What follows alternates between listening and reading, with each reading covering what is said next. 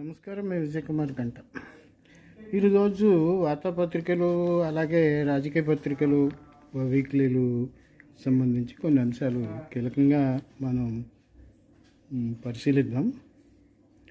ఒకటి, వార్తా దినపత్రిక అంటే 4 జాతీయ దినపత్రికలు ఇప్పుడు నా దగ్గర ఉన్నాయి. ఒకటి వార్త, ఈనాడు, సాక్షి.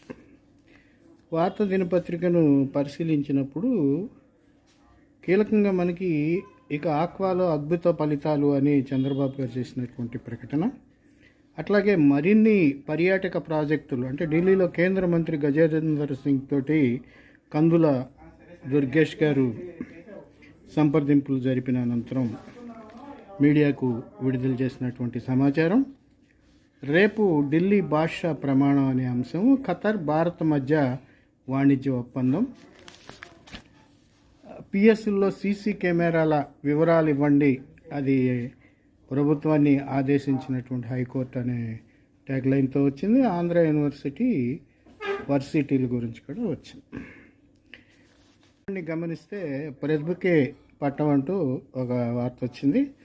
ఇది ఆయా విశ్వవిద్యాలయాలకి వైస్ ఛాన్సలర్ల నియామకానికి సంబంధించి, అట్లాగే యుక్రెయిన్ యుద్ధాన్ని ముగిద్దామనే ఒక జాతీయ వార్త, ఉపాధి హామీలో పందిగోకులు అనేటువంటి ఒక వార్త మనం ఈనాడులో గమనిస్తాం.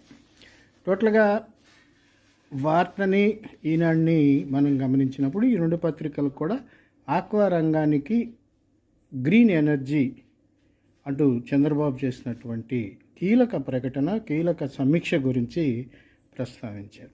ఇక ఈ పత్రికల్లో మనం గమనించాల్సినటువంటి ఒక విషయం ఏంటంటే ట్రంప్ వైఖరి గురించి. భారతదేశం ధనవంతమైనటువంటి దేశం అని చెప్పి ట్రంప్ ఒక కామెంట్ వదిలిపడేశారు. మనం వీక్ని కనుక గమనించినట్టయితే వీక్లో మహాకుంభమేళ, మహాకుంభ్ 2020-25 గురించి ప్రత్యేక వార్త, అట్లాగే ది లోటస్ ప్లాన్ అనేటువంటి ఒక cover story, sorry we are closed